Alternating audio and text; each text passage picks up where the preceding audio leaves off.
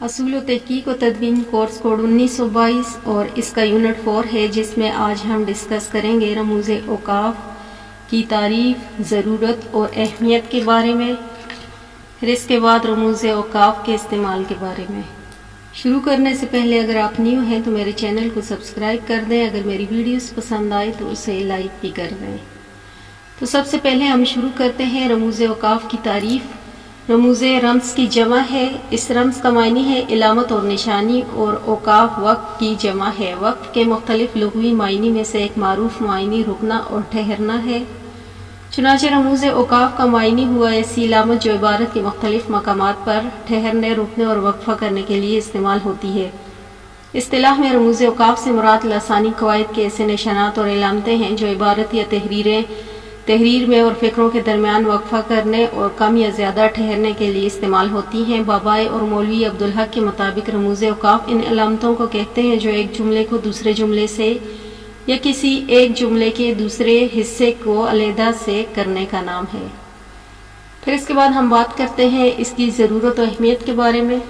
تو رموز اوقاف کی تعریف کے مطالعے سے ہمیں معلوم ہوتا ہے کہ رموز اوقاف وہ علامتیں ہوتی ہیں جو تحریری فکروں میں الفاظ کے مابین یوں لکھی جاتی ہیں کہ ان سے جملوں کے مختلف حصے ایک دوسرے سے الگ ہو جاتے ہیں، ان کا مدعا نکھر کر سامنے آتا ہے اور درست مفہوم کو سمجھنے میں آسانی پیدا ہوتی ہے۔ چنانچہ کسی بھی زبان کی تحریری عبارت میں رموز اوقاف کو نہایت اہمیت حاصل ہے۔ ہر زبان کے رموز اوقاف کے اپنے قواعد ہوتے ہیں جن کی پاسداری کیے بغیر اس زبان کے درست املا محال ہوتی ہے۔ جب ہم گفتگو کرتے ہیں تو مختلف مقامات پر ٹھہرتے ہیں۔ اس ٹھہرنے اور وقفہ کرنے میں ایک خاص تناسب ہوتا ہے جو بات کے پہلے حصے کو دوسرے حصے سے جدا کرتا ہے اور دونوں حصوں کے مفہوم کو واضح کرتا ہے۔ اگر کوئی شخص بلا توقف مسلسل یوں بولتا چلا جائے کہ درمیان میں کہیں بھی نہ رکے تو سننے والوں کو اس کا مدعا کا درست ابلاغ نہیں ہو سکے گا، اور بہت حد تک امکان ہے کہ سننے والے اس کی گفتگو سے وہ مفہوم اخذ کر لیں جو دراصل بولنے والے کا مدعا نہ تھا۔ یہی کیفیت لکھی ہوئی عبارت کی بھی ہے۔ اگر اس میں تھوڑے تھوڑے فاصلے کے بعد زبان کے قواعد کے مطابق وقفے اور ٹھہراؤ کا اہتمام نہ کیا جائے اور مطلوبہ رموز نہ لگائے جائیں تو لگی ہوئی عبارت بھی اپنا مدعا کھو بیٹھتی ہے اور عین ممکن ہے کہ پڑھنے والے غلط مفہوم اخذ کر لے۔ لہٰذا تحریر کے درست تفہیم کے لیے یہ نہایت ضروری ہے کہ اس میں رموز اوقاف کا برمحل اور صحیح استعمال کیا جائے۔ تو یہ تھی رموز اوقاف کی تعریف اور ضرورت و اہمیت۔ اب ہم بات کرتے ہیں رموز اوقاف کے استعمال کے بارے میں۔ اس کی 5.1 پہ ہیڈنگ ہے وقف تام یا ختمہ کا استعمال۔ ختمہ کو انگریزی میں فل سٹاپ کہا جاتا ہے جس کی علامت ایک نقطہ ہوتی ہے۔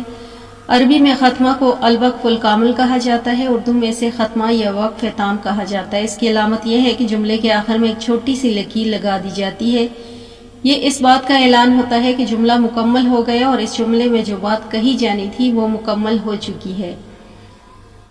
تو اس کی علامت یہ ہے کہ اسلام ایک آفاقی دین ہے۔ اب یہاں بات ختم ہوتی ہے تو اس کے آگے ہم چھوٹی سی لکیر لگا دیں گے۔ پھر اسی طرح رسول اللہ صلی اللہ علیہ وآلہ وسلم کا روضہ انور مدینہ منورہ میں ہے۔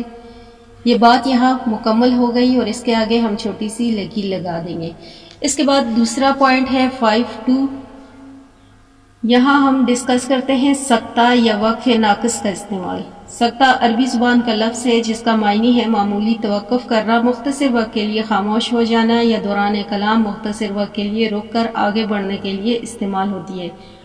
اردو میں اسے سکتہ یا وقف ناقص بھی کہتے ہیں۔ انگریزی میں اسے کوما کہا جاتا ہے۔ یہ علامت ایک جملے ایک حصے کو دوسرے حصے سے جدا کرنے اور جملے میں موجود مختلف الفاظ کے مفہوم کو باہم گڑبڑ ہونے سے بچانے کے لیے استعمال کی جاتی ہے۔ اس کی مثال ہم اس طرح لیں گے جیسے احمد لکھ کر کوما ڈالیں گے، پھر اس کے بعد زین لکھیں گے، پھر اس کے بعد کوما ڈالیں گے، پھر ہاشم لکھیں گے۔ اسی طرح اگر ہم نے شہروں کے نام لکھنے ہو تو مکہ مکرمہ لکھ کر کوما ڈالیں گے، پھر مدینہ منورہ لکھ کر پھر کوما ڈالیں گے اور پھر اسلام آباد لکھیں گے۔ پھر 5.3 پہ ہیڈنگ ہے رابطے کا استعمال۔ رابطہ اس امر کی علامت ہوتا ہے کہ اس کے مابعد عبارت ماقبل کی تشریح و توضیح اور تفصیل پر مشتمل ہے۔ اس علامت کو حسب ذیل مواقع پر استعمال کیا جاتا ہے، جیسے نمبر 1 ہے اقتباس دینے سے پہلے تعارفی جملوں کے آخر میں، جیسے اللہ تعالیٰ کا فرمان ہے۔ جب ہم لکھتے ہیں کہ اللہ تعالیٰ کا فرمان ہے تو اس کے آگے ہم رابطے کا استعمال کرتے ہیں۔ پھر اس کے آگے ہم لکھیں گے کہ بے شک انسان خسارے میں ہے۔ پھر کسی قول سے پہلے جیسے رسول اللہ صلی اللہ علیہ وآلہ وسلم کا ارشاد ہے، اس سے پہلے ہم کوما ڈالیں گے اور اس کے بعد ہم اگلی بات کا بیان کریں گے۔ جس نے جان بوجھ کر میری طرف جھوٹی بات منسوب کی، اس نے اپنا ٹھکانہ جہنم بنا لیا۔ اسی طرح اگر ہم کہیں کہ کسی کہاوت سے پہلے جیسے مشہور کہاوت ہے، اس کے آگے ہم رابطہ ڈالیں گے، پھر کہاوت ہم جیسے چراغ تلے اندھیرا، اس طرح کی کہاوت لکھیں گے۔ پھر اس کی اگلی ہیڈنگ ہے 5.4 پہ وقفہ کا استعمال۔ جب دو عبارتوں میں سکتے سے زیادہ ٹھہراؤ اور توقف ہو یا باہمی رابطہ ہو تو وہاں وقفے کا نشان استعمال ہوتا ہے۔ اسے انگریزی میں سیمی کولن کہا جاتا ہے۔ اس کی مثال یوں ہے کہ غلطی بندے کی، اب اس کے آگے ہم نے وقفے کا استعمال کرنا ہے، پھر لکھیں گے بخشش رب کی۔ پھر آگے 5.5 پہ ہے سوالیہ یا استفہامیہ کا استعمال۔ یہ علامت سوالیہ جملے کے آخر میں لگائی جاتی ہے۔ جس طرح ہم کسی سے سوال پوچھتے ہیں تو اس کے آگے ہم سوالیہ نشان لگا دیتے ہیں۔ پھر 5.6 پہ ہے تفصیلیہ کا استعمال۔ یہ علامت کسی امر کی تفصیل یا وضاحت کے لیے استعمال ہوتی ہے۔ اسے علامت ذیل بھی کہا جاتا ہے۔ اس علامت کے مابعد عموماً ماقبل کے ادھورے مفہوم کی وضاحت پر مشتمل ہوتا ہے۔ علوم اسلامیہ کے محققین عموماً اس علامت کے استعمال سے اجتناب برتتے ہیں، اس کے بجائے علامت رابطہ یعنی فل کولن کی علامت ہی استعمال کرتے ہیں۔ تفصیلے کی علامت تفصیل بیان کرنے، کسی فہرست کو بیان کرنے اور جملے میں متعدد باتوں کو مسلسل بیان کرنے کے لیے اس علامت کو استعمال کیا جاتا ہے۔ جیسے دنیا کے 3 بڑے مذاہب یہ ہیں، اس کے آگے ہم تفصیلیہ کا نشان لگائیں گے، اسلام، عیسائیت اور یہودیت۔ پھر اگر ہم لکھتے ہیں کہ کلاس سے غیر حاضر طلباء کے نام یہ ہیں، اس کے آگے ہم تفصیلیہ کا نشان لگائیں گے، اکرم، اسلم اور نوید۔ وہاں کے حالات سماعت فرمائیے۔ اب ہم اس کے آگے بھی پھر تفصیلیہ کا نشان لگائیں گے۔ ہر طرف افراتفری ہے، سیاسی طائف الملوکی نے معاشرتی شیرازہ بکھیر کر رکھ دیا ہے، نظریاتی اور عملی خلفشار حد سے بڑھ چکا ہے، لوگ ایک دوسرے کی جانوں کے دشمن بنے ہوئے ہیں، کام کاج سب ٹھپ ہو کر رہ گئے اور ملک زوال کا شکار ہے۔ پھر اس کے بعد ہم آتے ہیں 5.7 پہ، اس کی ہیڈنگ ہے کوسین کا استعمال۔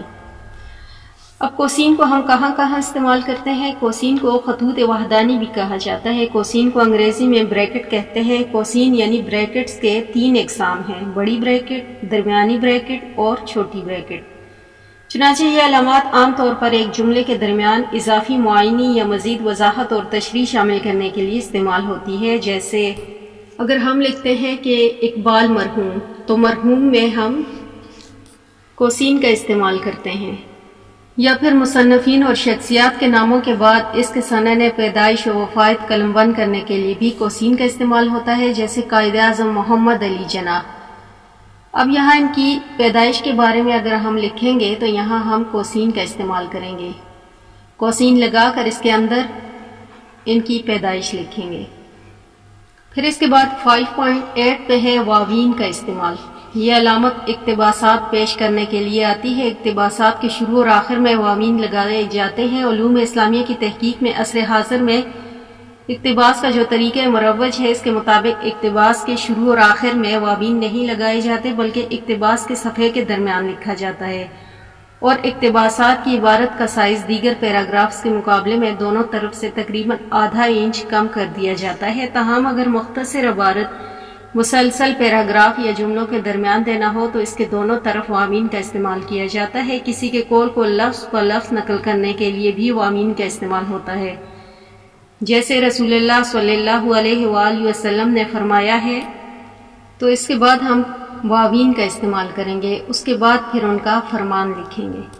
بعض اوقات اردو ادب میں ایک لفظ کے اصل مفہوم کے بجائے اس کا متضاد مفہوم مراد لینا مقصود ہو تو بھی اس لفظ پر واوین لگا دیتے ہیں، جیسے آپ تو نجوبی جانتے ہیں کہ وہ جس قدر شریف النفس انسان ہے۔ اب جہاں شریف ہم نے لکھا ہے، اس پر بھی ہم واوین کا استعمال کرتے ہیں۔ یہاں لفظ شریف پر وامین کا استعمال مشاعر الہ کی شرافت کے اظہار کے لیے نہیں کیا گیا بلکہ اس کے شر کو ظاہر کرنے کے لیے استعمال کیا گیا ہے۔ وامین کا استعمال عموماً مکالموں میں بھی ہوتا ہے، جیسے میں نے کہا آپ کی عمر کیا ہے؟ اس نے جواب دیا میری عمر 24 سال 3 ماہ اور 5 دن ہے۔ اب یہاں اس جواب میں ہم وامین کا استعمال کرتے ہیں۔ پھر اس کی اگلی ہیڈنگ ہے ندائیہ فجائیہ کا استعمال۔ یہ علامت دوسروں کو بلانے، پکارنے، آواز دینے اور مختلف قسم کے جذبات کے اظہار کے لیے استعمال ہوتی ہے۔ جذبات کے اظہار کے لیے اس علامت کا استعمال جملوں کے آخر میں کیا جاتا ہے۔ جب جذبات کے اظہار کے لیے اسے استعمال کیا جائے تو اس صورت میں فجائیہ کہلاتی ہے، اور اگر کسی کو مخاطب کرنے، پکارنے کے لیے استعمال کیا جائے تو ندائیہ کہلاتی ہے۔ فجائیہ کی مثالیں یہ ہیں کہ آہا گاڑی نکل گئی، ہائے آپ کو کیا ہوا، افسوس عدیل اس بار بھی کامیاب نہ ہو سکا، ہائے بارات حادثے کا شکار ہو گئی۔ آہا لکھ کر ہم فجائیہ کا استعمال کرتے ہیں، پھر اس کے بعد ہائے لکھ کر ہائے افسوس اور ہائے بارات حادثے کا شکار ہو گئی، ان کے شروع میں ہم فجائیہ کا استعمال کرتے ہیں۔ پھر ندائیہ کی مثالیں یہ ہیں جس طرح ہم لکھتے ہیں کہ یا اللہ، اس کے بعد ہم ندائیہ کا استعمال کرتے ہیں ہماری مدد فرما، لکھیں گے۔ پھر جب ہم لکھتے ہیں کہ معزز خواتین و حضرات، ندائیہ کا استعمال کرتے ہیں آگے، اور آگے ہم پھر اپنی تقریر کا آغاز کرتے ہیں۔ پھر علامت شعر کا استعمال۔ یہ علامت عبارت میں کسی شعر کا حوالہ دینے کے لیے استعمال ہوتی ہے۔ اس کے استعمال کا طریقہ یہ ہے کہ شعر کو نقل کرنے سے قبل شعر کے حوالے سے تمہیدی اور تعارفی سطر کے آخر میں سے لگایا جاتا ہے، اور اس کے بعد اگلی سطور میں شعر نقل کیا جاتا ہے۔ جس طرح اگر ہم لکھتے ہیں کہ کبھی اے نوجوان مسلم، اس کے آگے ہم علامت شعر کا نشان لگاتے ہیں، تدبر بھی کیا تو نے، پھر آگے ہم اس کا مصرع لکھتے ہیں۔ پھر علامت مصرع کا استعمال۔ یہ علامت عبارت میں کسی مصرعے کا حوالہ دینے کے لیے استعمال ہوتی ہے، اور اس کا طریقہ یہ ہوتا ہے کہ اسے مصرعے سے پہلے لکھ دیا جاتا ہے۔ جس طرح آئین لکھتے ہیں، علامت مصرع لکھ کر آگے ہم شعر کا مصرع لکھ دیتے ہیں، آ تجھ کو بتاؤں میں تقدیر امم کیا ہے۔ پھر علامت تغیر ترچھی لکیر کا استعمال۔ اس علامت کو اردو میں آڑی لکیر یا ترچھی لکیر بھی کہا جاتا ہے، جبکہ انگریزی میں سلیشن اوبلیک بھی کہا جاتا ہے۔ یہ عموماً دفتری تحریروں میں استعمال ہوتی ہے، اور عموماً دفتری خطوط کے حوالے نمبر لکھتے وقت اس کا استعمال کیا جاتا ہے۔ یہ علامت تغیر ہے، یعنی اس کے ماں بعد ماقبل سے مختلف یا متبادل و مغیر ہوتا ہے۔ جیسے اگر ہم لکھتے ہیں کہ خواندہ، پھر اس کے آگے ہم نے ترچھی لکیر لگانی ہے، اور اس کے بعد ہم لکھتے ہیں ناخواندہ۔ اس طرح اگر ہجری اور عیسوی تاریخوں کے درمیان خط امتیاز کے طور پر بھی اسے استعمال کرنا ہو تو لکھتے ہیں ہم 1440 ہجری، اور پھر ہم ترچھی لکیر لگا کے 2018 لکھیں گے۔ پھر اس کے بعد محققات کا استعمال کس طرح کیا جاتا ہے، تو اس کے لیے یہ ہے کہ ایسی مختصر علامتیں جو اصل فقرے کی جگہ استعمال کی جائیں انہیں مخففات کہا جاتا ہے۔ جیسے جب ہم لکھتے ہیں رضی اللہ تعالیٰ عنہ، اس کو ہم پورا نہیں لکھتے، اس کو ہم صرف شارٹ کر کے لکھتے ہیں رضی اللہ تعالیٰ عنہ۔ اسی طرح ہم لکھتے ہیں کہ رحمت للعالمین یا رحمت اللہ علیہ، تو ہم رے اور ہے لکھ دیتے ہیں اس کی علامت کے طور پر، اسے مخفف کہتے ہیں۔ پھر نقطے اور علامت حذف۔